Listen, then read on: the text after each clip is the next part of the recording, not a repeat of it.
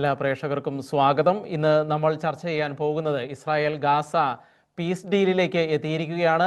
Benjamin Netanyahu പറഞ്ഞിരിക്കുന്നു, cabinet അംഗീകരിച്ച് 24 മണിക്കൂറിനുള്ളിൽ ക്യാബിനറ്റ് അംഗീകാരം നേടിയതിനു ശേഷം എന്താണെങ്കിലും ഈ ഒരു പീസ് ഡീലിലേക്ക് കടക്കാൻ സാധിക്കും എന്നാണ് കരുതുന്നത് എന്ന് അദ്ദേഹവും പറഞ്ഞിരിക്കുന്നു. ഡൊണാൾഡ് ട്രംപും പറഞ്ഞിരിക്കുന്നു ഒരു പീസ് ഡീലിലേക്ക് എത്തിയിരിക്കുന്നു, ഹമാസ് അംഗീകരിച്ചിരിക്കുന്നു എന്ന് പറഞ്ഞിരിക്കുന്നു. അപ്പോൾ ഇതിൻ്റെ ഭാവി എങ്ങനെയാകും? ഈ 20 മുന്നോട്ട് വെച്ചിരിക്കുന്ന 20 നിർദ്ദേശങ്ങൾ ഏത് രീതിയിൽ മുന്നോട്ട് പോകാനുള്ള സാധ്യതയുണ്ട് എന്നുള്ള അടക്കമുള്ള കാര്യങ്ങളാണ് ഇന്ന് നമ്മൾ ചർച്ച ചെയ്യുന്നത്. ഈ ചർച്ചയിൽ നമ്മളോടൊപ്പം പങ്കെടുക്കുന്നത് സിനി ജോസഫ് ഇസ്രായേലിൽ നിന്നാണ് നമ്മളോടൊപ്പം ചേരുന്നത്. നമ്മുടെ ഷെക്കേന ന്യൂസിൻ്റെ പ്രേക്ഷകർക്ക് സുപരിചിതമായ മുഖമാണ്. അതുപോലെ തന്നെ ജോസ് കുമ്പളവേലിൽ ജർമ്മനിയിൽ നിന്ന് അദ്ദേഹം മാധ്യമപ്രവർത്തകനാണ്, പ്രമുഖനായ മാധ്യമപ്രവർത്തകനാണ്, രാഷ്ട്രീയ നിരീക്ഷകനാണ്. അദ്ദേഹം ചേരുന്നുണ്ട്. അദ്ദേഹത്തെയും നമുക്ക് പരിചിതമായ മുഖമാണ്. അതുപോലെ തന്നെ അപ്പച്ചൻ കണ്ണഞ്ചിറ, അദ്ദേഹവും രാഷ്ട്രീയ നിരീക്ഷകനാണ്. UK-യിൽ നിന്നാണ് അദ്ദേഹം നമ്മളോടൊപ്പം ചേരുന്നത്. അങ്ങനെ ലോകത്തിൻ്റെ പല ഭാഗങ്ങളിൽ നിന്ന് ആളുകൾ ഇത് വിലയിരുത്താൻ വേണ്ടി ഇപ്പോൾ നമ്മളോടൊപ്പം ചേർന്നിട്ടുണ്ട്. എല്ലാവർക്കും ഈ ഡിബേറ്റിലേക്ക് സ്വാഗതം പറയുകയാണ്. ആദ്യം നമുക്ക് നമസ്കാരം സിനി ജോസഫിലേക്ക് പോകാം. ഇസ്രായേലിൽ നിന്ന് എന്താണ് ഇസ്രായേലിലെ കാര്യങ്ങളെന്ന് ചോദിക്കാൻ സിനി ജോസഫ്, എങ്ങനെയാണ് അവിടെയുള്ള ആളുകളുടെ ഒരു വിലയിരുത്തൽ ഈ പുതിയ പീസ് ഡീലിനെ കുറിച്ച്? അവർ ആഹ്ലാദത്തിലാണോ? എങ്ങനെയാണ് അവർ ഇതിനെ മനസ്സിലാക്കുന്നത്? കാരണം ഹമാസ് ആണ് മറുപുറത്തുള്ളത്. എങ്ങനെയാണ് ഇതിനെ മനസ്സിലാക്കുന്നത്? നമസ്കാരം റോബിൻ. എസെക്കിയേൽ 38 പറഞ്ഞിരിക്കുന്നത് പോലെ ഒരു മഹായുദ്ധത്തിന് മുന്നോടിയായിട്ടുള്ള ഒരു രാജ്യത്തെ ഒരുക്കുന്നതിന് വേണ്ടിയിട്ട്, സമൃദ്ധിയിലും സുരക്ഷയിലും ഭദ്രതയിലും ഒരുക്കുന്നതിന് വേണ്ടിയിട്ട് ഒരു സമാധാന കരാറില് ഇന്ന് ഇസ്രായേൽ ടൈം 12 മണിക്ക് ഒപ്പിട്ടിരിക്കുകയാണ്. ഇപ്പോ 5 മണിക്ക് ഇസ്രായേലിൽ വെച്ച് നടക്കുന്ന ക്യാബിനറ്റ് മീറ്റിംഗിൽ തന്നെ ഇസ്രായേൽ കൺഫർമേഷൻ ആകുകയും ശേഷം 6 മണിക്ക് വീണ്ടും ഒരു സുരക്ഷാ മീറ്റിംഗിന് തയ്യാറെടുക്കുകയും ആ സുരക്ഷാ മീറ്റിങ്ങിനോടുകൂടി സുരക്ഷാ ഉന്നത മന്ത്രിസഭ യോഗം അംഗീകരിച്ചതിന് ശേഷം അതോടുകൂടി സീസ്ഫയർ ഇസ്രായേലും ഹമാസ് ടെററിസ്റ്റ് ഗ്രൂപ്പും തമ്മിലുള്ള ആ ഒരു സീസ്ഫയർ സമാധാന കരാർ ഇന്ന് നിലവിൽ വരികയാണ്. 72 മണിക്കൂറിനുള്ളിൽ, അതായത് അവസാനത്തെ 72 മണിക്കൂറല്ല, ഇന്ന് ഈ സീസ്ഫയർ ഇസ്രായേൽ ഉന്നത സുരക്ഷാ മന്ത്രിസഭാ യോഗം പ്രാബല്യത്തിൽ വരുത്തുന്നതോടുകൂടി ആ മണിക്കൂറോട്ട് 72 മണിക്കൂറിനുള്ളിൽ എല്ലാ ജീവനോടെയും അല്ലാതെയുമുള്ള 48 ആളുകളെയും തിരിച്ചു കിട്ടണം എന്നതായിരുന്നു ഈ ഫസ്റ്റ് ഡീൽ നടത്തിയിരിക്കുന്നത്. അപ്പം അതിനുവേണ്ടി ഇപ്പൊ ലേറ്റസ്റ്റ് ആയിട്ട് നമുക്ക് അറിയാൻ കഴിഞ്ഞിരിക്കുന്നത്, ഇപ്പം നോർത്തേൺ ഗസയിലോട്ട് റെഡ് ക്രോസിന്റെ വാഹനങ്ങൾ പോകുന്ന ഒരു ചിത്രമാണ് അവസാനം ഇപ്പോൾ നമുക്ക് ഇവിടെ കാണാൻ സാധിക്കുകയുള്ളത്. 12 മണിക്ക് സീസ് ഫയർ എഫക്റ്റ് ആയതിനു ശേഷം എല്ലാവരും, അതായത് ഇസ്രായേൽ ജനതകൾ എല്ലാവരും നല്ല സന്തോഷത്തിലാണ്. ഞാൻ ശരിക്കും ഈ സമയം എന്നോട് പറഞ്ഞപ്പം ഞാൻ ഹോസ്റ്റേജ് സ്ക്വയറിൽ കഴിഞ്ഞ ദിവസം ലൈവിൽ വന്ന ഹോസ്റ്റേജ് സ്ക്വയറിൽ ഞാൻ പോകാമെന്നാണ് ഉദ്ദേശിച്ചത്. പക്ഷെ ഞാൻ അവിടെ ജസ്റ്റ് ഒന്ന് പോയി നോക്കി കഴിഞ്ഞപ്പോൾ നമുക്ക് അവിടെ ചെന്ന് ചെയ്യാൻ പറ്റുന്ന ഒരു സാഹചര്യം അല്ല. കാരണം വെച്ചിട്ടുണ്ടെങ്കിൽ നിറയെ ആളുകളുണ്ട്. ഇന്ന് 5 മണി തൊട്ട് അവിടെ സന്തോഷത്തിന്റെ ഒരു പ്രതീകമായി കഴിഞ്ഞ ദിവസം നമ്മൾ കണ്ട ആ സ്റ്റേജില് സംഗീത പരിപാടികൾ നടക്കുകയാണ്. അപ്പം അവിടെ ചെന്നിട്ട് ലൈവ് വിടാൻ എനിക്ക് സാഹചര്യം ഇല്ലാത്തത് കൊണ്ടാണ് ഞാൻ പിന്നെ ഇവിടെ റൂമിൽ തന്നെ ആകാമെന്ന് വിചാരിച്ചത്. സന്തോഷത്തിലാണ് എല്ലാവരും, നല്ല സമാധാനത്തിലാണ്. ഇന്ന് വൈകുന്നേരോടും കൂടി വിറ്റ്കോഫും, അതായത് ജെറാൾ കൃഷ്ണറും ഇവിടെ ഇസ്രായേലിൽ എത്തിച്ചേരുന്നുണ്ട്. കാരണം ഞായറാഴ്ച ട്രംപ് ജെറുസലേമിൽ എത്തിച്ചേരുന്നുണ്ട്. അപ്പൊ അതിൻ്റെ ആയിട്ടുള്ള എല്ലാത്തിന്റെ സുരക്ഷാ മുന്നോക്ക പരിപാടികൾക്ക് എല്ലാത്തിനും വേണ്ടിയിട്ട് ഇസ്രായേൽ എല്ലാവരും ഭയങ്കര തന്ത്രപ്പാടിലാണ്, എല്ലാവരും ടെൻഷനിലാണ്, എല്ലാവരും വെയിറ്റ് ചെയ്യുവാണ് നമ്മുടെ ബന്ധുക്കളെ, നമ്മുടെ സ്വന്തം സഹോദരന്മാരെ ഈ 2 വർഷങ്ങൾക്ക് ശേഷം തിരിച്ച് നമ്മുടെ കയ്യിലോട്ട് എത്തുന്ന ആ നിമിഷത്തിന് വേണ്ടിയിട്ട്. എങ്ങനെയാണ് ആളുകൾ വിലയിരുത്തുന്നത്? ഒരുപക്ഷെ ഈ 72 മണിക്കൂറിനുള്ളിൽ ബന്ദികൾ തിരിച്ചു വരും എന്നുള്ള ഒരു കൺഫർമേഷനിലാണോ അവരുള്ളത്? എന്തെങ്കിലും ഒരു സംശയം നിലനിൽക്കുന്നുണ്ടോ? ഏതെങ്കിലും സാഹചര്യം കൊണ്ട് ഈ ബന്ദിമോചനം ഒരുപക്ഷെ താറുമാറാകാനുള്ള സാധ്യത അങ്ങനെ വല്ലതും ആളുകൾ പ്രതീക്ഷിക്കുന്നുണ്ടോ? എങ്ങനെയാണ് അവർ അതിനെ വിലയിരുത്തുന്നത്? ബന്ദിമോചനം നടക്കുമെന്ന് തന്നെയാണ് ഇപ്പം പ്രതീക്ഷിക്കുന്നത്. കാരണം എന്താന്ന് വെച്ചിട്ടുണ്ടെങ്കിൽ അല്ലാണ്ട് വേറെ മാർഗമില്ല ഹമാസിന് ഇപ്പോ. കാരണം വെച്ചിട്ടുണ്ടെങ്കിൽ 80% ഗാസയും ഇസ്രായേൽ കൈയടക്കി വെച്ചിട്ടുണ്ട്. പിന്നെ അവസാനമായിട്ട് ഇത്രയും നാളും ഇങ്ങനെ ഒരു കരാറിലോട്ട് പോകരുത് എന്ന് ബലം പിടിച്ചിരുന്ന ഈജിപ്ത്, തുർക്കി, ഖത്തർ അവരാണെങ്കിൽ തന്നെയാലും ഇതാണ് നിങ്ങളുടെ ബെസ്റ്റ് ഡീൽ, ഇതാണ് നിങ്ങളുടെ അവസരം, അതിന്റെ പുറകിൽ വേറൊരു കാര്യം നമുക്കെല്ലാം അറിയുന്നത് പോലെ തന്നെ ട്രംപിന് കിട്ടാനുള്ള ഒരു നൊബേൽ സമ്മാനത്തിന്റെ ഒരു പ്രഷറൈസേഷനും ഇതിന്റെ പുറകിലുണ്ട്. എന്നാലും ട്രംപിനെയും അമേരിക്കയുടെയും തമ്മിലുള്ള അവരുടെ ഫ്രണ്ട്ഷിപ്പ് കരാറ് അല്ലെങ്കിൽ അവരുടെ ആ സ്നേഹബന്ധം മുറിക്കുവാൻ അല്ലെങ്കിൽ തടസ്സപ്പെടുത്തുവാൻ ഒരിക്കലും ഖത്തറും ഈജിപ്തും അതായത് തുർക്കിയും ആഗ്രഹിക്കുന്നില്ല. അവർക്കത് മുന്നോട്ട് കൊണ്ടുപോകാൻ തന്നെയാണ് ആഗ്രഹം. പിന്നെ ബന്ദികൾ നമുക്ക് വിട്ടുകിട്ടാൻ വേണ്ടിയിട്ടാണെങ്കിൽ ഇസ്രായേലിലെ ഹോസ്പിറ്റലിൽ ഏകദേശം ഒരുങ്ങിക്കഴിഞ്ഞു. ഗസ ബോർഡറിലോട്ട് പോകാനുള്ള ഇസ്രായേലിന്റെ ഭാഗത്തു നിന്നുള്ള എല്ലാ മുന്നൊരുക്കങ്ങളും എല്ലാം ക്രമീകരിച്ചു കഴിഞ്ഞു. ഇപ്പോൾ ഒരു പ്രശ്നം ഇവര് അഭിമുഖീകരിക്കുന്ന എന്താണെന്ന് വെച്ചിട്ടുണ്ടെങ്കിൽ, ഇതേ സെയിം ടൈമില് നമ്മുടെ ഇവിടെ ഇസ്രായേലിൽ ജയിലിൽ കഴിയുന്ന അവരുടെ തടവുകാരെ നമ്മൾ തിരിച്ചു കൊടുക്കേണ്ടതുണ്ട്. ഒരിക്കലും ഇസ്രായേൽ ഗസയിലോട്ട് തിരിച്ചയക്കത്തില്ല. അവർ ഏതെങ്കിലും അറബ് രാജ്യങ്ങളോട് അവരെ സ്വീകരിക്കാൻ സന്നദ്ധ പ്രകടിപ്പിച്ച് മുന്നോട്ട് വരാനാണ് പറഞ്ഞിരിക്കുന്നത്. തുർക്കി മാത്രം ലിമിറ്റഡ് നമ്പേഴ്സിനെ സ്വീകരിക്കാം എന്നാണ് പറഞ്ഞിരിക്കുന്നത്. വേറെ ഒരു അറബ് രാജ്യങ്ങൾ ഇതുവരെ സന്നദ്ധത പറഞ്ഞിട്ടില്ല. അതുകൊണ്ട് ആ ഒരു പ്രശ്നമാണ് ഇപ്പൊ ഇസ്രായേലിന്റെ മുമ്പിൽ. അറബ് രാജ്യങ്ങൾ ആരെങ്കിലും വാതിൽ തുറന്നിട്ടാൽ മാത്രമേ ഇവിടെയുള്ള ആളുകളെ തിരിച്ച് അങ്ങോട്ട് അയക്കാൻ സാധിക്കത്തുള്ളൂ. നമുക്കെല്ലാവർക്കും അറിയുന്നത് പോലെ തന്നെ അവർക്കും പേടിയാണ്, ബുദ്ധിമുട്ടാണ് ഹമാസ് ആളുകളെ അവരുടെ രാജ്യത്തോട് സ്വീകരിക്കാനായിട്ട്. 600ഓളം ഹ്യൂമാനിറ്റേറിയൻ ട്രക്ക് ഇത് സ്വീകരിച്ച് പ്രാബല്യത്തിൽ വരുന്നതോടുകൂടി ഒരു ദിവസം 600 ഹ്യൂമാനിറ്റേറിയൻ ട്രക്ക് വിടാമെന്നുള്ള രീതിയിൽ ഏകദേശം ധാരണകളായിട്ടുണ്ട്. പിന്നെ ഇപ്പോൾ റെഡ് ക്രോസ് ഓൾറെഡി അവിടെ എത്തിയിട്ടുണ്ട്. നമ്മുടെ ഹോസ്പിറ്റലുകളെല്ലാം സജ്ജമായി കഴിഞ്ഞു. എല്ലാവർക്കും ഇൻഫർമേഷൻ കൊടുത്തിട്ടുണ്ട്. ഇതിനകത്ത് വേറൊരു കാര്യം നമ്മൾ ശ്രദ്ധിക്കേണ്ടതെന്ന് വെച്ചാൽ, ഇന്ത്യ എന്ന് ഇസ്രായേൽ പറയുന്നുണ്ടെങ്കിലും നമ്മുടെ കൂട്ടത്തിൽ നിന്നുള്ള നേപ്പാളിൽ നിന്നുള്ള ഒരു 23 വയസ്സായി അഗ്രികൾച്ചർ വിസയിൽ വർക്ക് ചെയ്തുകൊണ്ടിരുന്ന ബിപിൻ ജോഷി കൂടി ഉണ്ട്. ബിപിൻ ജോഷി സ്റ്റിൽ അലൈവ് ആണ്. അവരുടെ അവരുടെ വീട്ടുകാരെ അറിയിച്ചിട്ടുണ്ട്. ഇന്നലെ വീഡിയോ പുറത്ത് വിട്ടിട്ടുണ്ടായിരുന്നു. ഇസ്രായേൽ പറയുന്ന ഇന്ത്യൻ ആണെങ്കിലും നമുക്കറിയാം, നേപ്പാളിലെ സ്വദേശിയായ ബിപിൻ ജോഷി 23കാരനായ അഗ്രികൾച്ചർ വിസയിൽ വർക്ക് ചെയ്തുകൊണ്ട് പോയ ആ കുട്ടി കൂടി 2 വർഷങ്ങൾക്ക് ശേഷം സ്വദേശത്തേക്ക് നമ്മുടെ ഇടയിലോട്ട് തിരിച്ചെത്തുകയാണ്. അത് വളരെ സന്തോഷകരമാണ്. കഴിഞ്ഞ ദിവസം അതിനെ സംബന്ധിച്ചുള്ള വാർത്തകൾ വന്നിരുന്നു. ശ്രീ ജോസ് കുമ്പളവേലിൽ, അങ്ങ് ഇപ്പോൾ സിനി ജോസ് സൂചിപ്പിച്ചതുപോലെ നമുക്കറിയാം, ഇപ്പോൾ ഗ്രൗണ്ടിൽ നിന്ന് അവർ കാര്യങ്ങളെക്കുറിച്ച് വിശദീകരിക്കുകയായിരുന്നു. അവിടെ ആളുകൾ എങ്ങനെയാണ് ഇതിനെ കാണുന്നതെന്ന് അടക്കമുള്ള കാര്യങ്ങൾ. നമുക്കറിയാം, ഈ 20 ഇന നിർദ്ദേശങ്ങളിൽ കൃത്യമായി പറയുന്നുണ്ട് ഹമാസ് ഗാസയിൽ നിന്ന് പുറത്തു പോകണം. എന്ന് വെച്ചാൽ ടെററിസം ഇപ്പോഴും സ്വീകരിക്കാൻ താല്പര്യമുള്ളവർക്ക് സേഫ് ആയിട്ടുള്ള പാസേജ് ഒരുക്കും. അവർ മറ്റ് രാജ്യങ്ങളിലേക്ക് ഏതെങ്കിലും രാജ്യം സ്വീകരിക്കുകയാണെങ്കിൽ അങ്ങോട്ട് പോകണം. ആയുധം ഉപേക്ഷിക്കുന്നവർക്ക് ഗാസയിൽ തുടരാം, പക്ഷേ ഹമാസിന്റെ ഒന്നും അവിടെ ഉണ്ടാകാൻ പാടില്ല. തുരങ്കങ്ങൾ നിർജീവമാക്കപ്പെടും. അങ്ങനെയുള്ള എല്ലാ കാര്യങ്ങളും കൃത്യമായി പറയുന്നുണ്ട്. ഹമാസ് ഉണ്ടാകാൻ പാടില്ല. ട്രംപിന്റെയും ടോണി ബ്ലെയറിന്റെയും നേതൃത്വത്തിൽ ഒരു ഗവൺമെന്റ്, ഒരു താൽക്കാലിക ഗവൺമെന്റ് അവിടെ ഉണ്ടാക്കും. അങ്ങനെയുള്ള പല കാര്യങ്ങളും ഇതിനുള്ളിൽ പറഞ്ഞു വെക്കുന്നുണ്ട്. അപ്പോൾ ഈ പീസ് ഡീലിലേക്ക് പോകുമ്പോൾ ഹമാസിനെ സംബന്ധിച്ച് ഹമാസിനെ ഡിസ്മാൻഡിൽ ചെയ്യുക എന്ന് ഇസ്രായേൽ പറഞ്ഞ അതേ കാര്യത്തിലേക്കാണ് വീണ്ടും എത്തുന്നത്. ഈ 72 മണിക്കൂറിനുള്ളിൽ ഒരു പീസ് ഡീൽ ഉണ്ടാവുകയും ഗാസ സ്വതന്ത്രമാക്കപ്പെടുകയും ചെയ്യാനുള്ള സാധ്യത എത്രത്തോളമാണ് ഉള്ളത് ഈ ഹമാസിന്റെ കൈകളിൽ നിന്നും? നമസ്കാരം. ചോദ്യത്തിന്റെ ഒരല്പം കടന്ന് ചിന്തിക്കുകയാണെങ്കിൽ, ഇപ്പോൾ യൂറോപ്പ് സമാധാനത്തിനായി കൊതിച്ചിരുന്ന കാലമാണിത്. പ്രത്യേകിച്ച് ജർമ്മനി ഇസ്രായേലുമായിട്ട് ഏറ്റവും കൂടുതൽ ചങ്ങാത്തം കൊണ്ടു നടക്കുന്ന ഒരു രാജ്യമാണ്. അതുപോലെ തന്നെ ഫ്രാൻസും. അപ്പൊ യൂറോപ്പിന്റെ ഈ 2 രാജ്യങ്ങളും പിന്നെ ബ്രിട്ടനും ഉണ്ട്, 3 രാജ്യങ്ങളും കൂടെ ചേർന്ന് ഒരു സമാധാനത്തിനായിട്ട് ശ്രമിച്ചുകൊണ്ട് ഇരിക്കുന്നതിനിടയിൽ ട്രംപ് തുറുപ്പ് വെട്ടുകയും ചെയ്തു. ആ വെട്ടല് ഒരു അതിഭയങ്കര ഒരു ഡീലിലേക്കാണ് വന്നിരിക്കുന്നത്. ഇപ്പൊ ഈ ഡീല് വെച്ച് നോക്കിക്കഴിയുമ്പോൾ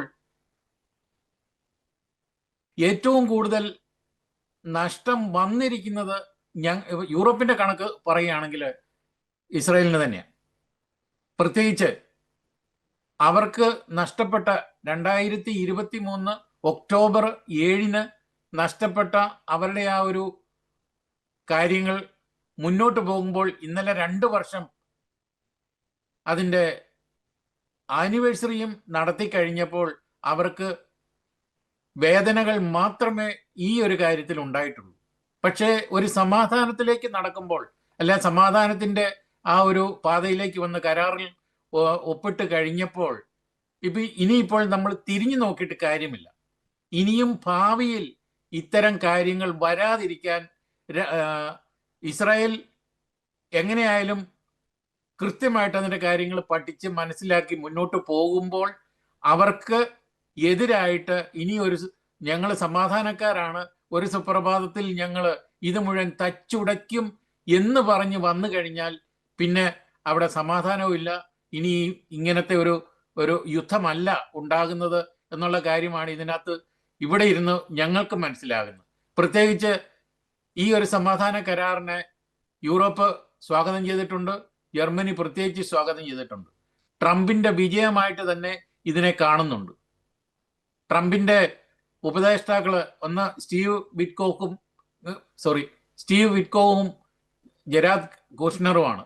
ഇവര് രണ്ടുപേരും കൂടെ ചേർന്ന് ഈ കരാറിന്റെ 20 പരിപാടികൾ എഴുതി ഉണ്ടാക്കി കഴിഞ്ഞപ്പോൾ അതിന്റെ പ്രഖ്യാപനം മാത്രമേ ട്രംപ് നടത്തിയുള്ളൂ. പക്ഷെ ട്രംപിന്റെ ഒരു വലിയ വിജയമായിട്ട് വേണം ഇത് കാണാൻ. ഞാൻ അധികാരത്തിൽ വന്ന് 100 ദിവസത്തിനകം ഉക്രൈൻ റഷ്യൻ യുദ്ധം നിർത്തി തരാം എന്ന് പറഞ്ഞ് അധികാരത്തിൽ വന്ന ആ ഒരു ട്രംപിന് പറ്റിയ വീഴ്ചയാണ് എല്ലാവരും ഇതിന്റെ ഇന്നലെ വരെയുള്ള കാര്യങ്ങളിൽ നോക്കിക്കണ്ടത്. പക്ഷെ അതിന് വിപരീതമായിട്ടാണ് ഇന്നിപ്പോൾ ഹമാസുമായിട്ടുള്ള കരാറ് ഒപ്പിട്ടത്. ഹമാസിന് വേറെ നിക്കക്കള്ളി ഇല്ലാതെ വന്ന ഒരു സാഹചര്യമാണിത്. സിനി പറഞ്ഞതുപോലെ ഖത്തറും അതുപോലെ തന്നെ തുർക്കിയും ഈജിപ്തും ഇതിന്റെ പിന്നിൽ നല്ലതുപോലെ വിയർപ്പൊഴുക്കിയിട്ടുണ്ട്. ഈ വിയർപ്പിന്റെ കാര്യം പറയുമ്പോൾ ഹമാസിന് ചേക്കേറാനായിട്ട് ഒരു രാജ്യം പോലും ഇനിയും ഒരു ഇടവും കൊടുക്കില്ല എന്നുള്ള ഒരു പകൽ വെളിച്ചം ഹമാസിന്റെ തലയിൽ കയറിയതാണ് ഈ മുട്ടുമടക്കലിന് അല്ലെങ്കിൽ കൈകൂപ്പലിന് സാഹചര്യം ഒരുക്കുക എന്ന് പറഞ്ഞാൽ അത് ഒരിക്കലും തെറ്റാവില്ല. പിന്നീടുള്ളത് ഇവർക്ക് കിട്ടുക എന്നുള്ളത് അവരുടെ വലിയ നേതാവിൻ്റെ ശവശരീരമോ അല്ലെങ്കിൽ അതുമായിട്ട് ബന്ധപ്പെട്ട എന്തെങ്കിലും അവശിഷ്ടങ്ങളോ അത് വെച്ച് ആരാധിക്കാൻ വേണ്ടി അവരിപ്പോഴും അവരുടെ ഉള്ളിൽ കിടപ്പുണ്ട് അങ്ങനെയൊരു മോഹം. അപ്പൊ ഇങ്ങനെയൊരു കരാറിൽ വന്നാൽ അതും കൂടെ അവർക്ക് ലക്ഷ്യം നേടാം എന്നുള്ള ഒരു ചിന്ത അവരെ ഒരിക്കലും അവരത് കളയില്ല. അതുപോലെ തന്നെ ഇസ്രായേലിന്റെ പക്കലുള്ള ബന്ദികൾ, അങ്ങോട്ടും ഇങ്ങോട്ടും ബന്ദികളുണ്ട്, 48 ബന്ദികൾ ജീവനോടെ ഇരിപ്പുണ്ട്. ഇവരെ നേരിട്ട് കൊടുക്കുകയും അതുപോലെ തന്നെ മറ്റ് രാജ്യങ്ങളിലേക്ക്, അതായത് ഹമാസിന്റെ കൈകളിലേക്ക് കൊടുക്കാതെ മറ്റ് രാജ്യങ്ങൾ വഴി അവർക്ക് കൈമാറ്റം ചെയ്യാനുള്ള ഒരു നടപടിയും കൂടെ വരികയാണെങ്കിൽ ഇതിന്റെ വിജയം ഇസ്രായേലിന് തന്നെയാണ്. അതിൽ കൂടുതൽ ട്രംപിന്റെ വിജയമാണ്. എന്തായാലും ഇത്തരമൊരു കരാറിലേക്ക് വന്നത് ഒരുപക്ഷെ ഈ വർഷത്തിന്റെ അവസാനത്തേക്ക് അടുക്കുമ്പോൾ ഇതൊരു ലോക അത്ഭുതമായിട്ട് മാറാൻ ചിലപ്പോൾ സാധിച്ചേക്കും. കാരണം ഒസ്ലോയില് ഇനിയും സമാധാനത്തിന്റെ നോബൽ പുരസ്കാരം കൂടി പ്രഖ്യാപിക്കാനുണ്ട്. ആ ഒരു പ്രഖ്യാപനം ചിലപ്പോൾ ട്രംപിന്റെ പേരാകാൻ സാധ്യതയുണ്ട്. ഇതെല്ലാം തന്നെ നമുക്ക് തള്ളിക്കളയാനാവില്ലാത്ത ഒരു കാര്യമാണ്. വളരെ ശരിയാണ്. ലിറ്ററേച്ചർ അടക്കം ഇന്ന് നോബൽ സമ്മാനം പ്രഖ്യാപിക്കുന്ന സാഹചര്യം ഉണ്ടായിട്ടുണ്ട്. എന്നാണെങ്കിലും ഇനി സമാധാനത്തിന്റെ നോബൽ സമ്മാനം ഏത് വഴിക്ക് പോകും എന്നുള്ളത് കാത്തിരുന്ന് കാണേണ്ടതാണ്. കാരണം ലോകത്തിലെ പല ഭാഗങ്ങളിലും അദ്ദേഹം ഇടപെട്ടിട്ടുണ്ട്. ശരിയാണ്, അസർബൈജാനും അർമേനിയയും തമ്മിലുള്ള പ്രശ്നത്തിലടക്കം അദ്ദേഹം ഇടപെട്ടിരുന്നു. വലിയ കീറാമുട്ടിയായിട്ട് നിന്ന പ്രശ്നമാണ്. അതിലൊക്കെ അദ്ദേഹം ഇടപെടുന്ന സാഹചര്യം ഉണ്ടായി. അദ്ദേഹത്തിന്റെ ഒരു വ്യക്തി, എനിക്ക് തോന്നുന്നു അവിടെയും അദ്ദേഹം ഇടപെട്ട് അദ്ദേഹത്തിന്റെ മേൽനോട്ടമുണ്ട്, ഗാസയിലും അദ്ദേഹത്തിന്റെ മേൽനോട്ടമുണ്ട്. അങ്ങനെയാണ് മുന്നോട്ട് പോകുന്നത്.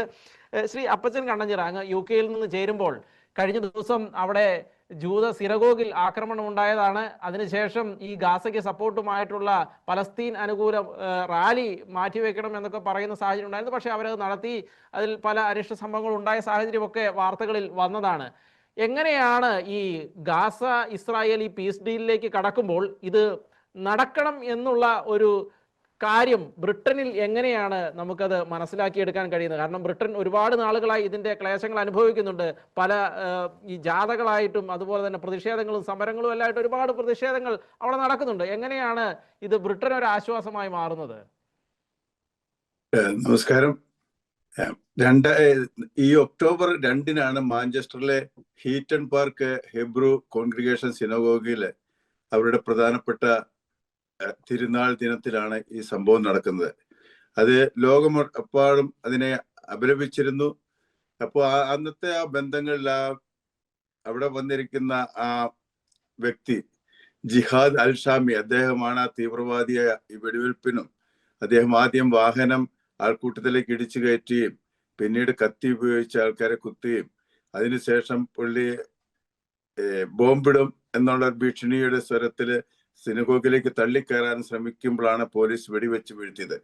ഈ സാഹചര്യത്തിലും ആ സമയത്തും അദ്ദേഹം വിളിച്ചത് ISIS ബന്ധമാണ്. അദ്ദേഹം അവിടെ സ്ഥിരീകരിക്കപ്പെട്ടു. പോലീസിന്റെ ഭാഷയിൽ പറഞ്ഞാൽ അവിടെ ISIS ഈ പറഞ്ഞ ജിഹാദ് അൽ ഷാമി ബന്ധപ്പെട്ടതായിട്ട് സ്ഥിരീകരിച്ചിട്ടുണ്ട്. ഇപ്പൊ ഇതിന്റെ കാര്യങ്ങളൊക്കെ നമ്മൾ കൂട്ടി വായിക്കുമ്പോൾ ഇത് വെറും പാലസ്തീനോ അല്ലെങ്കിൽ ഹമാസോ മാത്രമല്ല, ഇതൊരു വലിയൊരു ചങ്ങലയാണ് എന്നാണ് ഞാൻ കാണുന്നത്.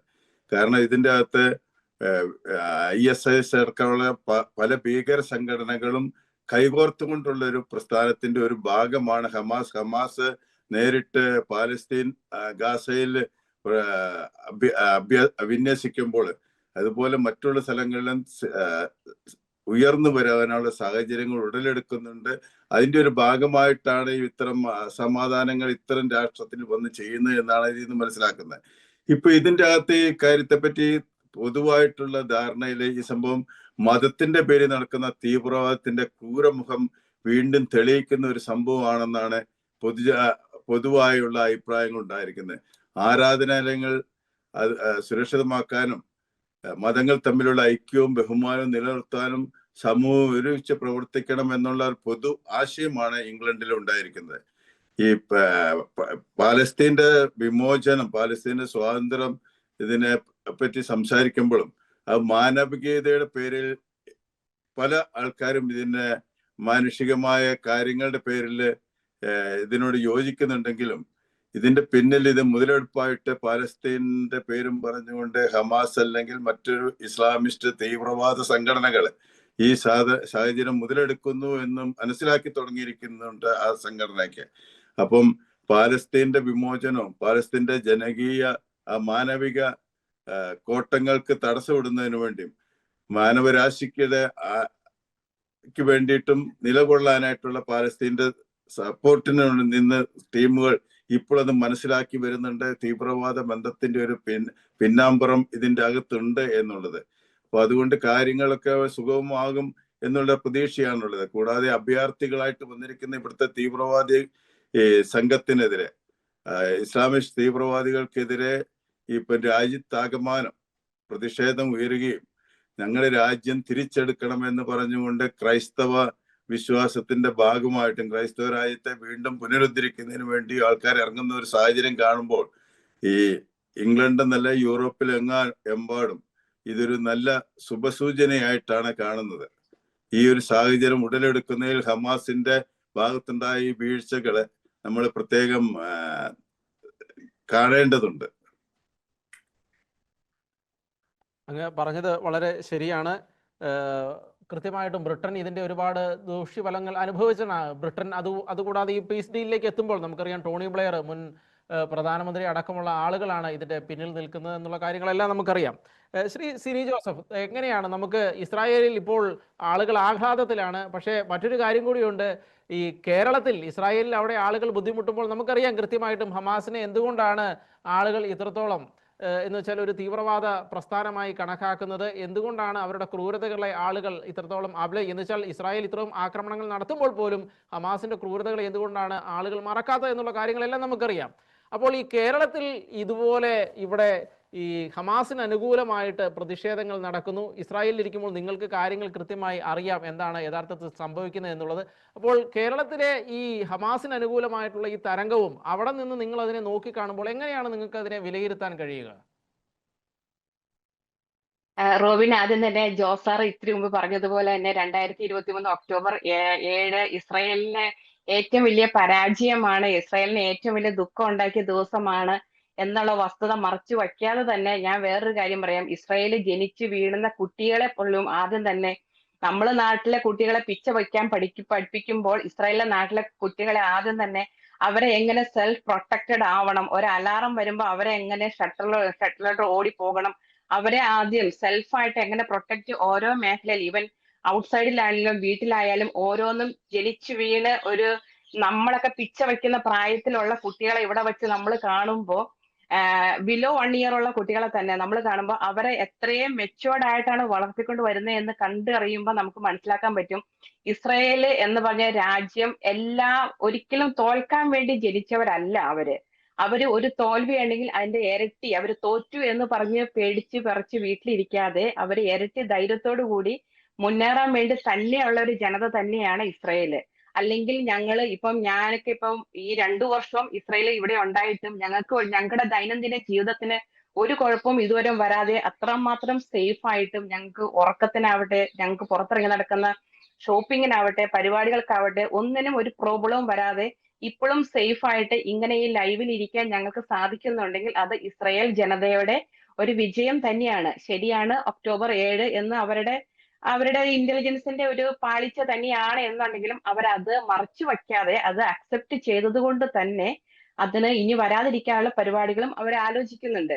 അതുപോലെ തന്നെ നമുക്ക് കേരളത്തിൽ ഇപ്പം ഇനി നമ്മൾ എന്ത് ചെയ്യും മല്ലയ്യ എന്ന് പറയുന്ന പോലെ ഇന്ന് ഫേസ്ബുക്കിൽ മൊത്തം ഇന്ന് എല്ലാവരും ഇസ്രായേൽ തോറ്റു, ഹമാസ് ജയിച്ചു എന്ന് പറയുമ്പോൾ ഈ ഹമാസ് എന്ന് പറഞ്ഞ ആളുകളുടെ, അതായത് ഗസ സ്ട്രിപ്പിന്റെ 80% ഇസ്രായേൽ കൈയടക്കി വച്ചിരിക്കുകയാണ്.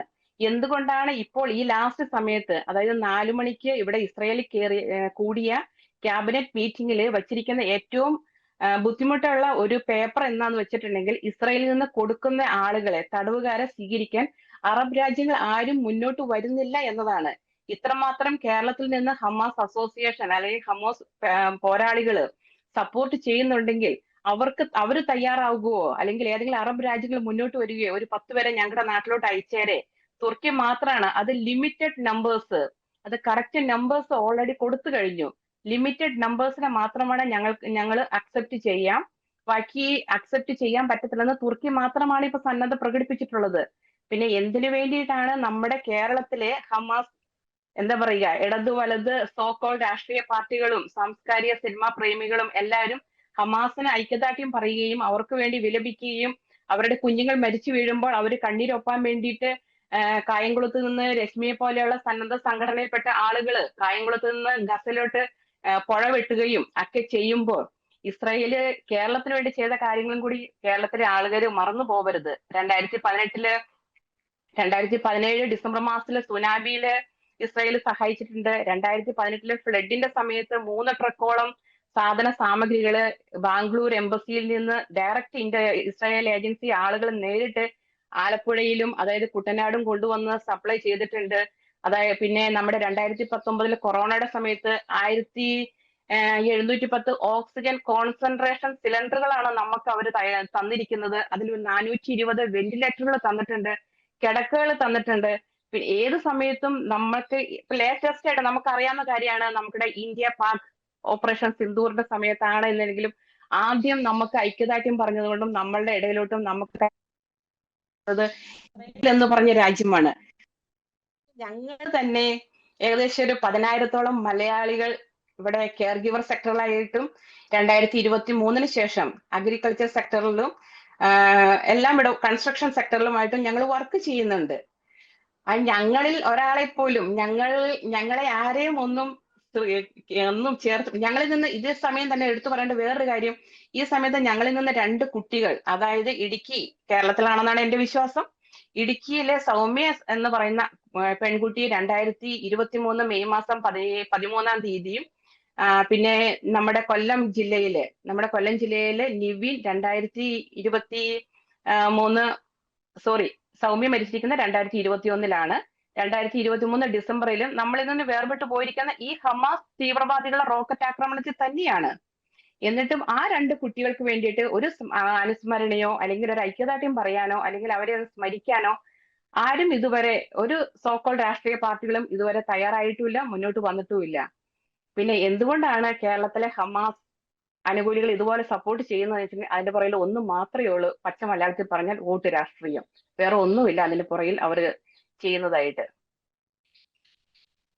വളരെ ശരിയാണ് സിനി ജോസഫ് അവിടുന്ന് സൂചിപ്പിച്ചതുപോലെ. എന്തിനാണ് ഇവിടെയുള്ള ഒരുപക്ഷെ ചില തത്വശാസ്ത്രത്തിന്റെ അടിസ്ഥാനത്തിലായിരിക്കാം ഇതുപോലുള്ള ഒരു സമാന മാനസരായി മാറുന്നത് എന്നുള്ളത് മാത്രമേ നമുക്ക് പറഞ്ഞു വെക്കാൻ കഴിയുകയുള്ളൂ.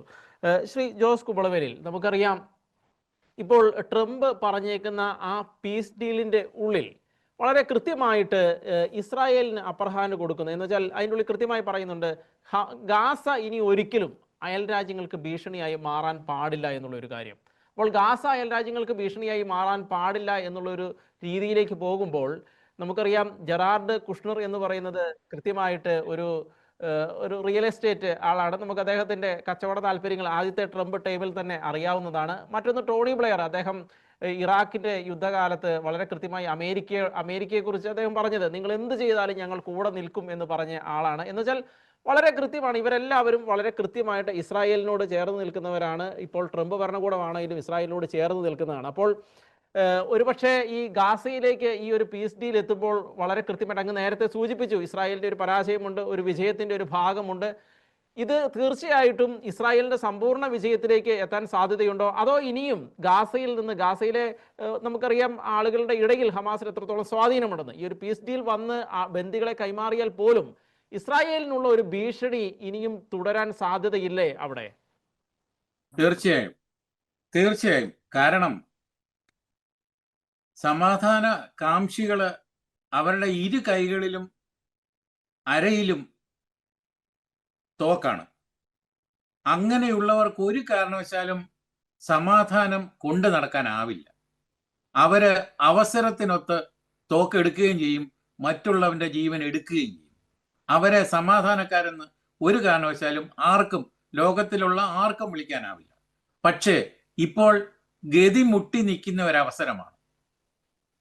80% ഗാസ മുഴുവൻ ഇസ്രായേലിന്റെ പക്കൽ എത്തുകയും അതുപോലെ തന്നെ മറ്റു വരുമാനങ്ങളില്ലാതെ, മറ്റു പോംവഴികളില്ലാതെ, ഓടിയൊളിക്കാൻ വേറൊരു ഇടമില്ലാതെ വന്ന ഒരവസ്ഥയിൽ ഞങ്ങൾക്ക് കരാറ് വേണം, ഞങ്ങൾക്ക് സമാധാനം വേണം എന്ന് പറഞ്ഞു വന്നത് വീണ്ടും ഒരു കൂടുതലായിട്ട്, അതായത് ഭാവിയിൽ ഒരു തിരിച്ചടിക്ക് വേണ്ടിയാണെന്ന് തന്നെ പറയേണ്ടിയിരിക്കുന്നു.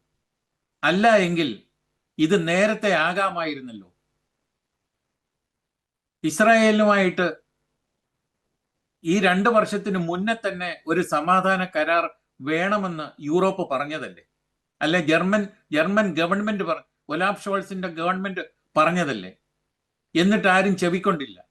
അപ്പോൾ ഖത്തറിന്റെ അവിടെ പോയി കിട്ടാവുന്നതെല്ലാം കാശും വാങ്ങി, അതുപോലെ തന്നെ അവരുടെ മറ്റ് അനുകൂല അവസ്ഥകൾ മുഴുവൻ കയ്യിലാക്കിയിട്ട് തുരങ്കത്തിനകത്ത് പോയിരുന്ന്, അല്ലെങ്കിൽ കൊട്ടാര തുല്യമായ പർദീസ തുല്യമായ തുരങ്കത്തിനകത്ത് പോയിരുന്ന് അവര് ജീവിതം ഒരു വഴിക്കൂടെ കൊണ്ടുപോവുകയും മറ്റുള്ളവനെ, അതായത് സാധാരണക്കാരന്റെ ജീവൻ എടുക്കാനുള്ള ഒരു പ്രവൃത്തിയായിട്ട് സമാധാനത്തെ കാണുന്നവർക്ക് ഒരു കാരണവശാലും ഇത് സമാധാനം എന്ന് പറയാൻ ആവില്ല.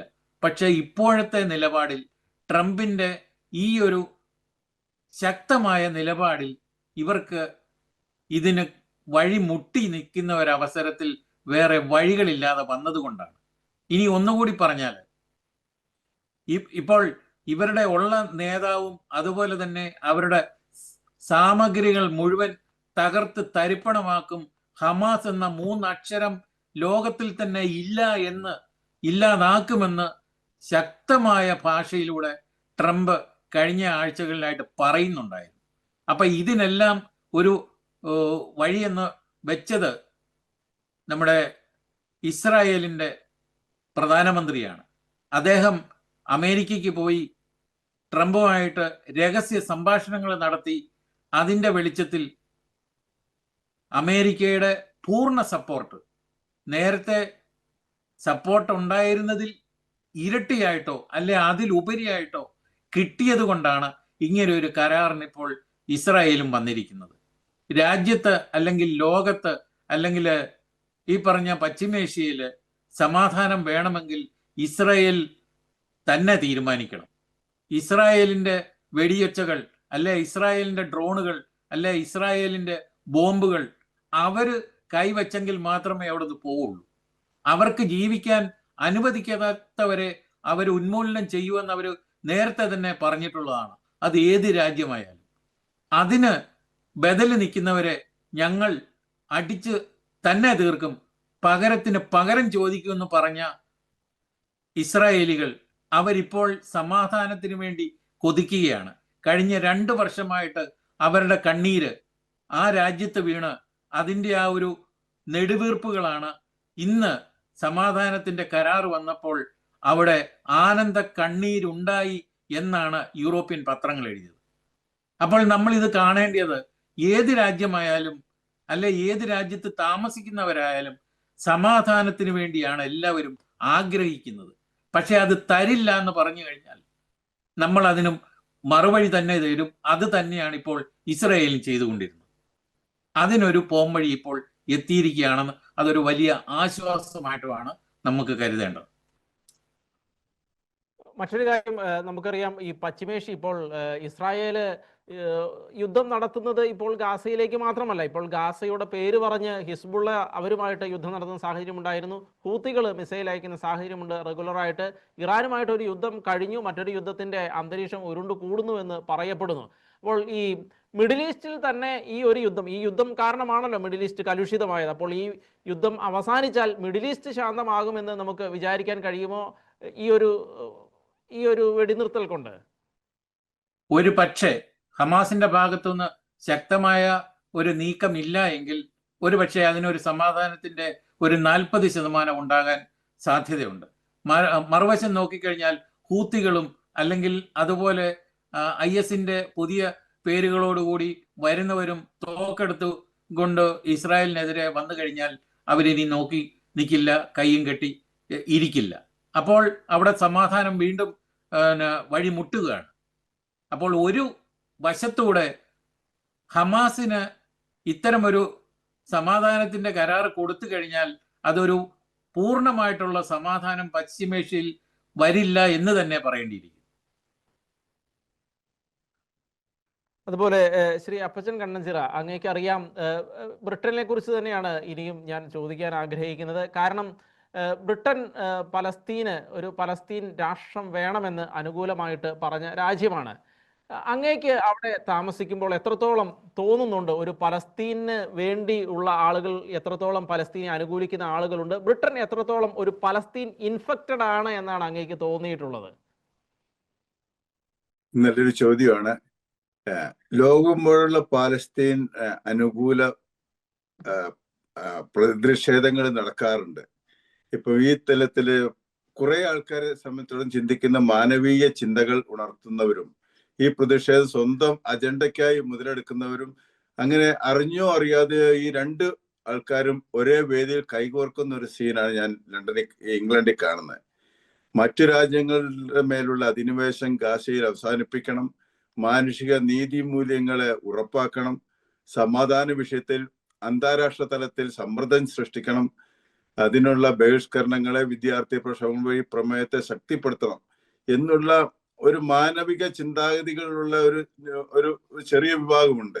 അവർ വിചാരിക്കുന്നത് അവർ ഗാസ എന്ന് കാണുന്ന അവർ പാലസ്തീൻ എന്ന രാഷ്ട്രം, അവർക്ക് രാഷ്ട്രത്വ അംഗീകാരം കിട്ടണം, ഒരു രാജ്യത്തിന്റെ മേൽ മറ്റൊരു രാജ്യം കുതിര കളിക്കുന്ന അവസ്ഥാവിശേഷം ഉണ്ടാകരുത് എന്നുള്ളൊരു ചിന്തയിൽ പോസിറ്റീവ് ചിന്താഗതി ഉൾപ്പെടുത്തിക്കൊണ്ട് കുറച്ച് ആൾക്കാർ മുന്നിട്ട് നിൽക്കുമ്പോൾ അവർക്ക് പ്രേരണ നൽകിക്കൊണ്ട് അവർക്ക് ആൾക്കൂട്ടം ഉണ്ടാക്കിക്കൊണ്ട് ഇവരുടെ മറ്റേ ഇസ്ലാമിസ്റ്റ് തീവ്ര വിഭാഗങ്ങൾ അതുപോലുള്ള ആൾക്കാർ ഇതിന്റെ പിന്നിൽ ബഹുഭൂരിപക്ഷവും അവരാണ് തടിച്ചുകൊണ്ടിരിക്കുന്നത്. പക്ഷെ നമുക്കൊരു പ്രസ്ഥാനത്തിന്റെ ഒരു വിഷയത്തിലേക്ക് നമ്മൾ ഇറങ്ങിക്കിടക്കുമ്പോൾ ജനപിന്തുണ കാണിക്കാൻ, ജനങ്ങളുടെ ബാഹുല്യം കാണിക്കാൻ ഇത്തരം ആൾക്കാരെ കൂട്ടുപിടിക്കേണ്ട ഒരു സാഹചര്യം വന്നുപോയി.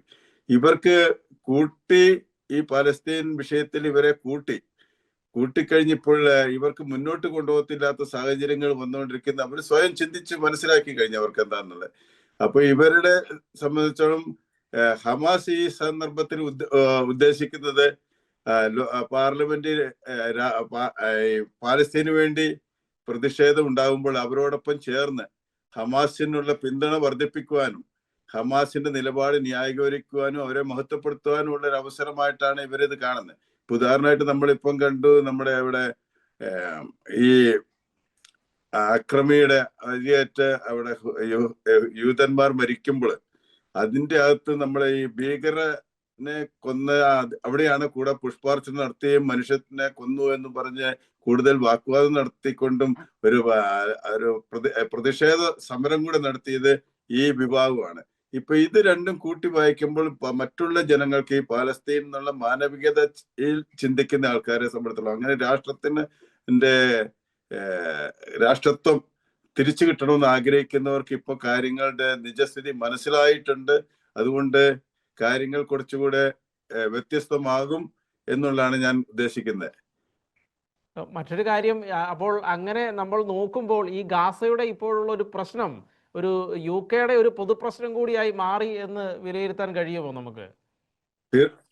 തീർച്ചയായിട്ടും. കാരണം നമ്മള് പാലസ്തീൻ രാഷ്ട്രം പുനർനിർമ്മിക്കണം, പാലസ്തീൻ ഐക്യം പ്രഖ്യാപിച്ചുകൊണ്ട് നമ്മുടെ കീർ സ്റ്റാമർ ഭരണ നേതൃത്വം അതിന് പിന്തുണ പ്രഖ്യാപിക്കുമ്പോൾ നമ്മളെ സംബന്ധിച്ചിടത്തോളം ചിന്തിക്കുന്ന ഒരു രാഷ്ട്ര നേതാവ് എന്ന നിലയ്ക്ക് അവർ ചിന്തിക്കുമ്പോൾ മറ്റൊരു രാഷ്ട്രത്തിന്റെ മേൽ വേറൊരു രാഷ്ട്രം അമിതാധികാരമെടുക്കുന്നു, അവരെ അത്തരം പ്രവണതകളെ എതിർക്കുക എന്നുള്ള നേരായ മാനവിക ചിന്തകൾ കൊണ്ട് മാത്രമാണ് അത് ഐക്യദാർഢ്യം പ്രഖ്യാപിച്ചത്. അല്ലാതെ ഇത്തരം ചിന്താഗതികൾ ആ ഭരണ നേതൃത്വത്തിലെ കീർ സ്റ്റാമറിനോ അല്ലെങ്കിൽ അദ്ദേഹത്തിന്റെ കീഴിലുള്ള ഭരണ ചക്രത്തിനോ അത്തരം ചിന്താഗതികൾ ഇല്ലെങ്കിൽ തന്നെയും ഈ കാര്യങ്ങൾ ഇതൊരു പോസിറ്റീവായിട്ട് ഇവർക്കൊരു എനർജി നൽകിയോ ഇല്ലയോ എന്നുള്ള കാര്യത്തിൽ തീർത്തും സംശയിക്കേണ്ടിയിരിക്കുന്നു. നമുക്കറിയാം ടോണി ബ്ലെയർ അദ്ദേഹത്തിന് നല്ല ട്രാക്ക് റെക്കോർഡുള്ളതാണ്. ബ്രിട്ടീഷുകാരിൽ നിന്ന് ഓർത്തിരിക്കുന്ന പ്രധാനമന്ത്രിയായിരുന്നു അദ്ദേഹം ആണ് ഇപ്പോൾ ഇനി ഗാസയുടെ ചുമതല ഏറ്റെടുക്കാൻ പോകുന്നത്. അപ്പോൾ ഏത് രീതിയിലായിരിക്കും ബ്രിട്ടീഷുകാർ ഇനി ഇതിൻ്റെ ഉള്ളിൽ, കാരണം സ്വാഭാവികമായിട്ടും ബ്രിട്ടീഷുകാരെ അമേരിക്ക എല്ലാ കാലത്തും ചേർത്ത്, ബ്രിട്ടനും അമേരിക്കയും ഒന്നായിട്ട് നിൽക്കുന്നത് പോലെ തന്നെ ഈ ഗാസയുടെ കാര്യത്തിലും ഇന്ന് ഒന്നായിട്ട് വന്നിരിക്കുകയാണ്. അത് ഒരു ശുഭസൂചനയായിട്ട് തോന്നുന്നുണ്ട്. എങ്ങനെയാണ് നമുക്കത് വിലയിരുത്താൻ കഴിയുക? ബ്രിട്ടൻ നേരിട്ട് ഇൻവോൾവ്ഡ് ആയിരിക്കുന്നു ഇതിൻ്റെ ഉള്ളിൽ. തീർച്ചയായിട്ടും ടോണി ബ്ലെയറിനെ സംബന്ധിച്ചിടത്തോളം നമ്മൾ വളരെ ആരാധനയോടെ കാണുന്ന ഒരു നേതൃത്വമാണ്. കാരണം ടോണി ബ്ലെയർ എന്ന് പറഞ്ഞാൽ ഒരു ലോക നയതന്ത്രജ്ഞനും ലോക കാര്യങ്ങൾ ഇടപെടുന്നതും ഇത്രയും സസൂക്ഷ്മമായി കാര്യങ്ങൾ പഠിച്ചുകൊണ്ട് വിവിധ കാര്യങ്ങളിൽ അത്രമാത്രം തന്മയത്വത്തോടെ നീതിപൂർവം ഒരു ലീഡർഷിപ്പോടെ നടത്തിയ ഒരു വ്യക്തി മറ്റൊരു രാഷ്ട്ര നേതാവ് ഇല്ല എന്ന് തന്നെ പറയാം. അപ്പം ടോണി ബ്ലെയർ ഈ കൂട്ടുകെട്ട് സത്യത്തിൽ ഗാസയിൽ സമാധാനം വീണ്ടെടുക്കുന്നതിന് വേണ്ടി മുൻകൈ എടുക്കും എന്നുള്ള കാര്യത്തിൽ സംശയമില്ല. അപ്പൊ എന്റെ ചിന്താഗതി എന്താ വെച്ചാൽ എന്റെ സംശയനിലയിൽ തന്നെയാണെങ്കിലും ശുഭാപ്തി വിശ്വാസവും ശോഭനമായ സാധ്യതയും ഈ സമാധാന പ്രേമികളായി നമുക്ക് ആശിക്കാം എന്നാണ് ഞാൻ കാണുന്നത്. പുനർനിർമ്മാണ കാര്യങ്ങളിലും സാഹചര്യങ്ങളും മതിയായ അപര്യാപ്തത കാരണം 50-60% പറഞ്ഞോളൂ, അങ്ങ് തുടർന്നോളൂ. 50-60% മാത്രമേ പ്രതീക്ഷ നൽകുന്നുള്ളൂ എങ്കിലും ഈ കൂട്ടുകെട്ട് ടോണി ബ്ലെയറിനെ സംബന്ധിച്ചിടത്തോളം ടോണി ബ്ലെയറിന്റെ ആ നേതൃത്വ പാഠവും ലോക നയതന്ത്ര വിദഗ്ധതയും ഭരണ ചുമതലകളിലെ അതിനുള്ള നൈപുണ്യമൊക്കെ ഉള്ളത് കൊണ്ട് ഈ കാര്യങ്ങളെപ്പറ്റി കൂടുതൽ ഗ്രാഹ്യമുള്ള ഒരു വ്യക്തി എന്ന നിലയ്ക്ക് പുള്ളി അത് വളരെ മൃദുവായിട്ടും വളരെ ഭംഗിയായിട്ടും അത് കൈകാര്യം ചെയ്യുമെന്നുള്ള ഒരു ശുഭാപ്തി വിശ്വാസമാണ് എനിക്കുള്ളത്. അതുപോലെ ലോകരാഷ്ട്രങ്ങളിൽ ടോണി ബ്ലെയറിനുള്ള സ്ഥാനം നമ്മുടെ UK വിവിധ ഭരണ നേതാക്കളെ എടുത്തു നോക്കിയാൽ ഒരുപടി മുന്നിലാണ് താനും. അപ്പൊ അതുകൊണ്ട് നല്ലൊരു സാഹചര്യത്തിലേക്ക് ഗാസ നീങ്ങും എന്നുള്ള പ്രതീക്ഷയാണ്. അവിടുത്തെ കുട്ടികൾക്ക് വീണ്ടും പുഞ്ചരിക്കുവാനുള്ള ഒരു അവസരം ഉണ്ടാകും എന്നുള്ള ശുഭാപ്തി വിശ്വാസത്തിലാണ് ഞാൻ. മറ്റൊരു കാര്യം, ശ്രീ സിനി ജോസ്, നമുക്ക് അറിയാം ഇസ്രായേൽ പലപ്പോഴും സമാധാനത്തിന് വിഘാതമായി നിൽക്കുന്നുവെന്ന് പറയപ്പെട്ടിരുന്നത് അവിടുത്തെ തീവ്ര ചിന്താഗതിക്കാരായ ആളുകളാണ്. അവർ പലപ്പോഴും ഒരു സമാധാന കരാറിലേക്ക് പോകുമ്പോൾ തീർച്ചയായിട്ടും അതിനെ എതിർക്കുന്ന സാഹചര്യം ഉണ്ടായിരുന്നു. അപ്പോൾ ഇസ്രായേലിൻ്റെ നിരത്തുകളിൽ എന്താണ് നമുക്ക് കാണാൻ കഴിയുന്നത്? അങ്ങനെ എതിർക്കുന്ന ആളുകൾ ഉണ്ടോ, അതോ എല്ലാവരും അനുകൂലിക്കുന്നവർ തന്നെയാണോ ഈ ഒരു സമാധാന ഡീലിലേക്ക് പോകുമ്പോൾ? റോബിൻ, ഇപ്പോൾ നമുക്ക് എല്ലാവർക്കും ഇവിടെ കിട്ടിയിരിക്കുന്ന അറിവനുസരിച്ച് ഫസ്റ്റ് സ്റ്റേജിൽ ബന്ദികളെ തിരിച്ച് നമ്മുടെ 48 20 ജീവിച്ചിരിക്കുന്നവരെയും അല്ലാണ്ടുള്ള മൊത്തം ബോഡിയായിട്ടും പാർട്സ് ആയിട്ടും 48 വരെ നമുക്ക് തിരിച്ചു കിട്ടുക വിത്തിൻ 72 അവേഴ്സ്. വിത്തിൻ 72 അവേഴ്സ് എന്ന് വെച്ചിട്ടുണ്ടെങ്കിൽ അത് ലാസ്റ്റ് ആ വിൻഡോ പീരീഡിലല്ല, അതിന് മുൻപ് നമുക്ക് തിരിച്ചു കിട്ടുക. ആ ഒരു ഡീൽ മാത്രമാണ് ഇപ്പോൾ ഇസ്രായേൽ ഒഫീഷ്യലി അപ്രൂവ്ഡ് ആയി വിട്ടിരിക്കുന്നത്. അല്ലാതെ ട്രംപ് വച്ചിരിക്കുന്ന ആ 20 കരാറുകളും ഇത് അംഗീകരിച്ചതായിട്ട് ഇസ്രായേലിൽ നിന്ന് നമുക്കൊരു അറിയിപ്പ് നമുക്കിതുവരെ കിട്ടിയിട്ടില്ല. സെക്കൻഡ് സ്റ്റേജ് എന്ന് പറയുന്നതാണ് ഹമാസ് ആയുധങ്ങൾ വെച്ച് കീഴടങ്ങുക. അത് എത്രമാത്രം പ്രാബല്യത്തിൽ വരും എന്നുള്ളത് മാസങ്ങളോളം എടുത്ത് ചർച്ച ചെയ്യും എന്ന് പറഞ്ഞിരിക്കുന്നത് കൊണ്ട് ആദ്യത്തെ ഈ ഡീലിന്, അതായത് ബന്ദികളെ തിരിച്ചു കിട്ടുക 251 എനിക്ക് അറിയാൻ കഴിഞ്ഞത്, തിരിച്ചുള്ള ആളുകാരെ തിരിച്ച് അങ്ങോട്ട് കൊടുക്കുക.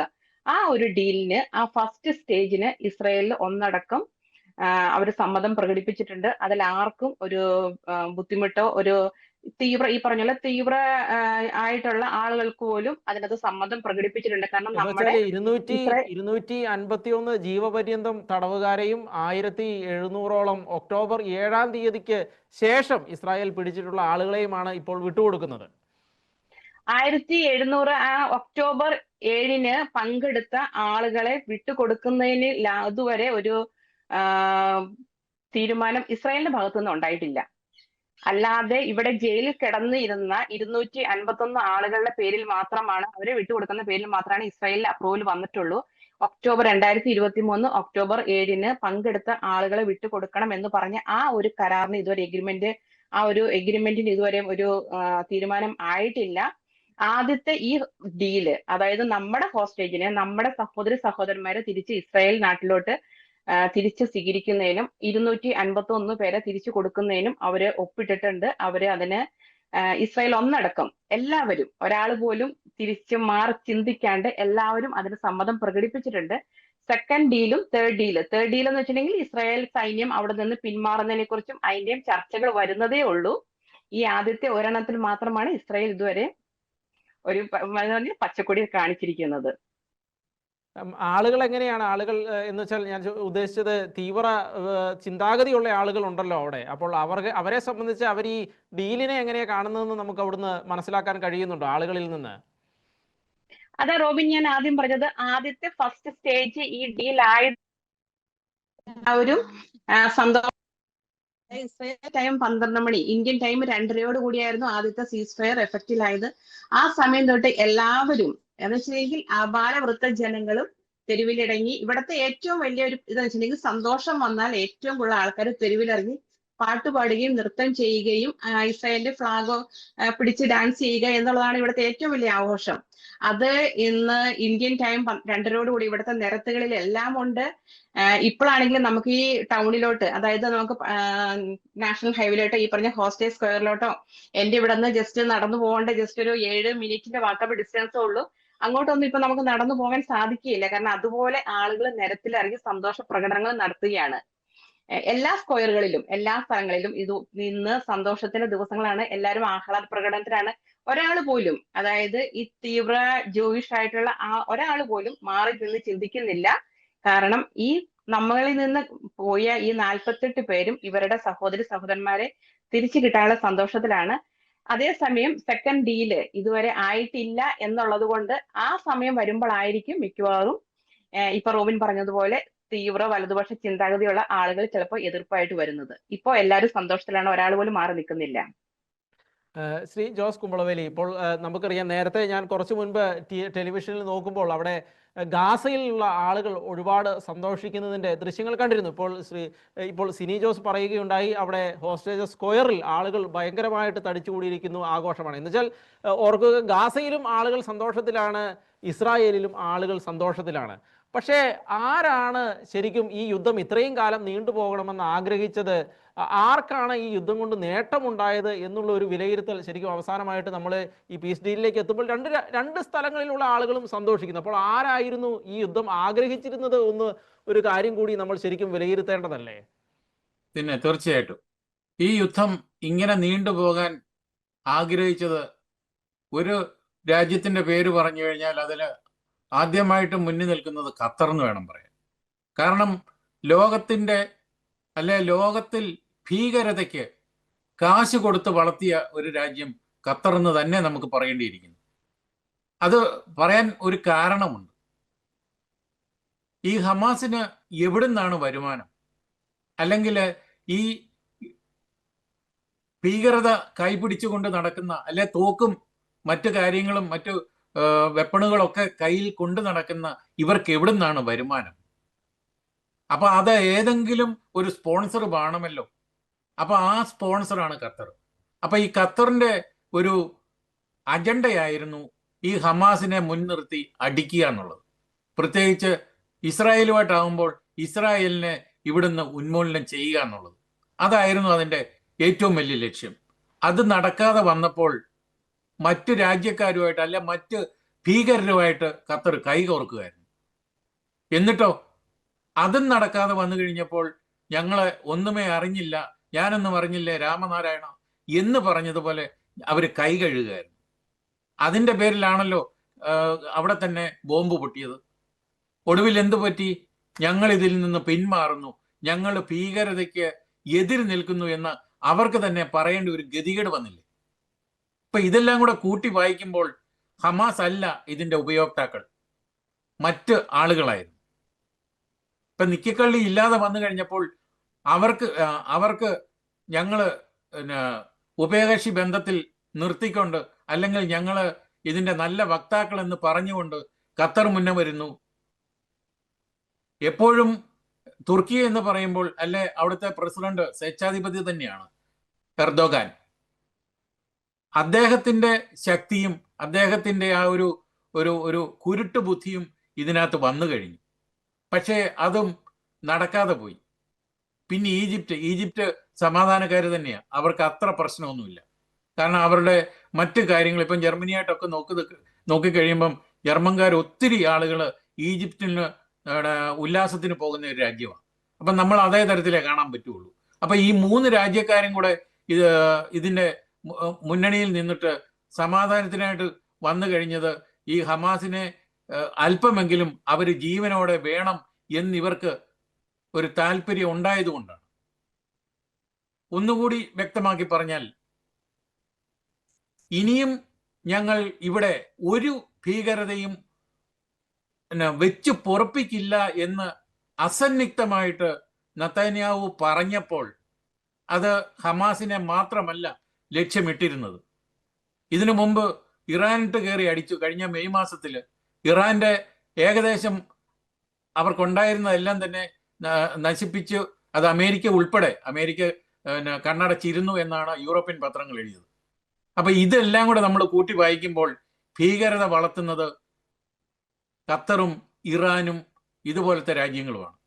അതിനൊരു തടയിടാൻ അമേരിക്ക, അല്ലെങ്കിൽ ട്രംപ് 2ാം പ്രാവശ്യം അമേരിക്കയുടെ പ്രസിഡന്റായിട്ട് വന്ന് കഴിഞ്ഞപ്പോൾ അദ്ദേഹത്തിന്റെ ആ ഒരു നിശ്ചയദാർഢ്യം, അതിപ്പം സമാധാനത്തിന്റെ നോബൽ പ്രൈസ് അതൊക്കെ അന്ന് മാറ്റിവെച്ചൊക്കെ, അത് കിട്ടിയെങ്കിൽ കിട്ടി, ഇല്ലെങ്കിൽ ഇല്ല.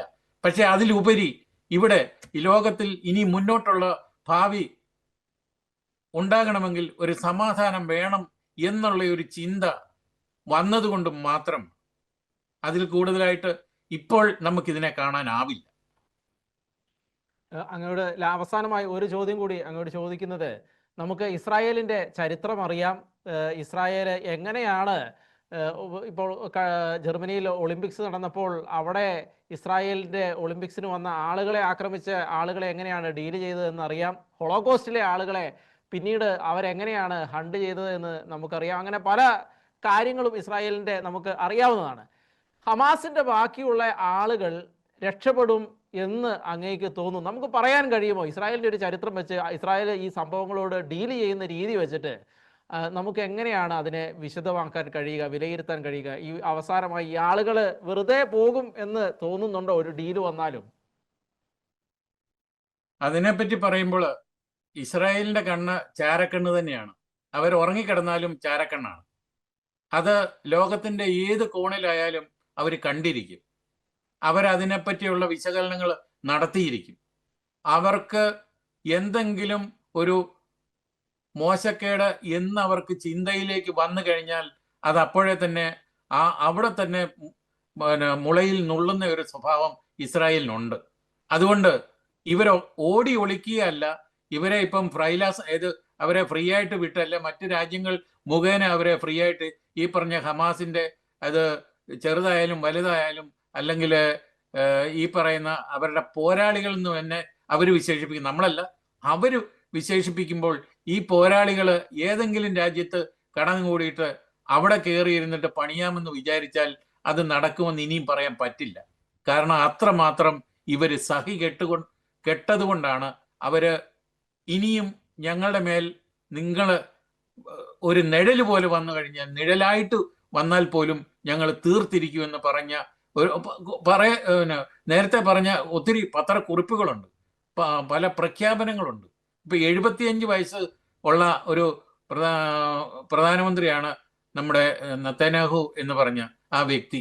അദ്ദേഹത്തിന് അവിടെ ഭൂരിപക്ഷം ഉണ്ടോ ഇല്ലയോ എന്ന് ചോദിച്ചാൽ ഇല്ലെന്ന് തന്നെ പറയാം. എങ്കിലും രാജ്യത്തിന്റെ പോരാളിയായിട്ട് അദ്ദേഹത്തെ പ്രധാനമന്ത്രിയായിട്ട് മുന്നിൽ വെച്ച് അദ്ദേഹത്തിൻ്റെയും അദ്ദേഹം ഉൾപ്പെടുന്ന മന്ത്രിസഭയുടെയും ഒരു പ്രധാന ഉത്തരവാദിത്തമായി രാജ്യത്തെ നിലനിർത്തുക എന്നുള്ള ഒരു കാര്യം കൊണ്ട് തന്നെയാണ് ഇവരുടെ ചാരക്കണ്ണ് ലോകം മുഴുവൻ പരക്കുന്നത്. ഇപ്പം യൂതന്മാര് എല്ലായിടത്തും ഉണ്ട്. ജർമ്മനിയിൽ പ്രത്യേകിച്ച് ഇവിടെയുള്ള ജൂത ഗണമെന്ന് പറയുന്നത് ഇവിടുത്തെ ഗവൺമെന്റുമായിട്ട് ഏറ്റവും കൂടുതൽ ചങ്ങാത്തം, അല്ലെങ്കിൽ അതുപോലെ തന്നെ ജർമ്മൻകാരുടെ ഏറ്റവും വലിയ ആത്മ സുഹൃത്തുക്കളാണ് യൂതന്മാര്. അപ്പൊ അവരുടെ ജീവന്, അവരുടെ ഇവിടുത്തെ നിലനിൽപ്പിന് ഒരു ഭീഷണിയും ഉണ്ടാകാൻ പാടില്ല എന്ന് ഇവിടെ നിയമം ഉണ്ടാക്കിയ ഒരു രാജ്യമാണ് ജർമ്മനി. മുൻകാലങ്ങളിൽ അല്ലെങ്കിൽ ഹിറ്റ്ലറിന്റെ ഒക്കെ കാര്യം പറഞ്ഞു കഴിഞ്ഞാൽ ജൂതന്മാരെ കൊന്നൊടുക്കുക മാത്രം ചെയ്ത ഒരു കാലം മാറിപ്പോയി. യൂതന്മാരെ ജീവനോടെ അല്ലെങ്കിൽ ലോകത്ത് എന്ന് വരെ ഉണ്ടാകുമോ അന്ന് വരെ ഞങ്ങൾ കണ്ണിലെ കൃഷ്ണമണി പോലെ കാത്തു സൂക്ഷിക്കും എന്ന് പറയുന്ന ജർമ്മൻകാരാണ് ഇവിടെയുള്ളത്. അപ്പൊ അതുകൊണ്ട് തന്നെ എങ്ങോട്ട് തിരിഞ്ഞാലും എങ്ങോട്ട് പോയാലും, ഈ ഹമാസ് എങ്ങോട്ട് പോയാലും യൂതന്റെ കയ്യിൽ നിന്നോ യൂതന്റെ അവരുടെ ബോംബിൽ നിന്നോ അല്ലെ അവരുടെ വെപ്പണിൽ നിന്നോ രക്ഷപ്പെടാനാവില്ല എന്ന് തന്നെ പറയേണ്ടിയിരിക്കുന്നു. വളരെ നന്ദി അങ്ങ് ഇപ്പോൾ പ്രതികരിച്ചതിന്. നമുക്കറിയാം, ഇസ്രായേൽ സമ്പൂർണ്ണമായിട്ടുള്ള ഗാസയിൽ നിന്നും ഹമാസിനെ നിർജ്ജനമാക്കുന്ന ഒരു പ്രക്രിയയിലായിരുന്നു ഇത്രയും നാൾ ഉണ്ടായിരുന്നു. ഇപ്പോൾ ഒരു പീസ് ഡീലിലേക്ക് എത്തിയിരുന്നു. ആ പീസ് ഡീലിലും വളരെ കൃത്യമായി പറഞ്ഞിരിക്കുന്നു, ഇനി ഹമാസിൻ്റെ ഒരു സ്ട്രക്ചറുകളും ഒരു അണ്ടർഗ്രൗണ്ട് ബങ്കറുകളും ഇനി ഒരിക്കലും ഗാസയിൽ ഉണ്ടാവാൻ പാടില്ല. തീവ്രവാദികൾക്ക് അവർക്ക് ആയുധം താഴെ വയ്ക്കാൻ ഇഷ്ടമില്ല എന്നുണ്ടെങ്കിൽ സേഫ് ആയിട്ടുള്ള പാസേജ് ഒരുക്കും, എവിടേക്കെങ്കിലും പോകാം, അവരെ അക്സെപ്റ്റ് ചെയ്യുന്ന ഏതെങ്കിലും രാജ്യത്തേക്ക് പോകാം. അല്ലാത്തവർ ആയുധം താഴെ വയ്ക്കുക, അവർക്ക് അവിടെ താമസിക്കാനുള്ള സൗകര്യമുണ്ട്. ഗാസയെ ഒരു സ്മാർട്ട് സിറ്റി പോലെ പുനരുദ്ധരിക്കും എന്നൊക്കെയുള്ള കാര്യങ്ങളാണ് പറഞ്ഞിരിക്കുന്നത്. പക്ഷേ ഇസ്രായേലിൻ്റെ സമ്പൂർണ്ണമായ കൺട്രോൾ അതിലുണ്ടാകുമെന്ന് അതിൻ്റെ പിന്നാമ്പൂർ വരികൾക്കിടയിലൂടെ വായിക്കുമ്പോൾ വളരെ കൃത്യമായിട്ട് മനസ്സിലാക്കാനും കഴിയും. എന്താണെങ്കിലും ഈ പീസ് ഡീലിലേക്ക് എത്തി ഗാസയിലെ ജനങ്ങൾക്കൊരു സമാധാനത്തിൻ്റെ കാലഘട്ടം ഉണ്ടാകട്ടെ എന്ന് മാത്രമാണ് നമുക്ക് ആഗ്രഹിക്കാനുള്ളത്. ഓർക്കുക, നമ്മൾ ഇസ്രായേലിനെ അനുകൂലിച്ച് സംസാരിക്കുമ്പോഴും ഇസ്രായേലിൽ കൊല്ലപ്പെട്ട ആളുകളെക്കുറിച്ച് സംസാരിക്കുമ്പോഴും പലസ്തീനിൽ കൊല്ലപ്പെടുന്ന ഓരോ കുട്ടികളെക്കുറിച്ചും അല്ലെങ്കിൽ ഓരോ മനുഷ്യരെക്കുറിച്ചും നമ്മൾ ദുഃഖിക്കുന്നുണ്ട് എന്ന് മനസ്സിലാക്കുക. പക്ഷേ അവർ ഉയർത്തിപ്പിടിക്കുന്ന ഹമാസ് എന്ന ആശയം അവരിൽ നിന്നും മാറ്റിക്കളയാൻ അവർ തയ്യാറായില്ല എന്നുണ്ടെങ്കിൽ വീണ്ടും അവരുടെ മുകളിൽ ഡിസാസ്റ്ററുകൾ മാത്രമേ വരികയുള്ളൂ. ഈ ഹമാസ് തീവ്രവാദികളുടെ ചെയ്തികൾ കൊണ്ട് ലോകം മുഴുവൻ അവരുടെ മുകളിലേക്ക് വരുന്ന ഈ സഫറിങ്ങുകളെ അവർ അനുകമ്പയോടെ കാണില്ല എന്നുകൂടി നമ്മൾ മനസ്സിലാക്കേണ്ടതുണ്ട്. കേരളത്തിലെ ഹമാസ് മാനസന്മാർ കൂടി അത് മനസ്സിലാക്കുക. ഈ രീതിയിൽ നിങ്ങൾ ഹമാസിനെ പിന്തുണയ്ക്കുന്ന സാഹചര്യം ഉണ്ടായാൽ കേരളത്തിലെ ജനങ്ങൾ കൂടി നിങ്ങളെ വെറുക്കുന്ന സാഹചര്യം ഉണ്ടാകും എന്നും മനസ്സിലാക്കിയിരിക്കുന്നത് നല്ലതാണ്. ഈ ചർച്ചയിൽ പങ്കെടുത്ത 3 പേർക്കും വളരെ നന്ദി. സിനി ജോസ് കുമ്പളവേലിൽ ജർമ്മനിയിൽ നിന്ന്, അപ്പച്ചൻ കണ്ണഞ്ചിറ UK നിന്ന് എല്ലാമാണ് ഇപ്പോൾ ചേർന്നത്. എല്ലാവർക്കും ഒത്തിരി നന്ദി. വരും ദിവസങ്ങളിൽ വീണ്ടും നമുക്ക് ഈ വിഷയത്തെക്കുറിച്ച് ചർച്ചകൾ നടത്താം. ഇപ്പോൾ എല്ലാവർക്കും നന്ദി. നമുക്ക് ഡിബേറ്റ് അവസാനിപ്പിക്കാനുള്ള സമയമായി. എല്ലാവർക്കും നന്ദി. നമസ്കാരം റോബിൻ.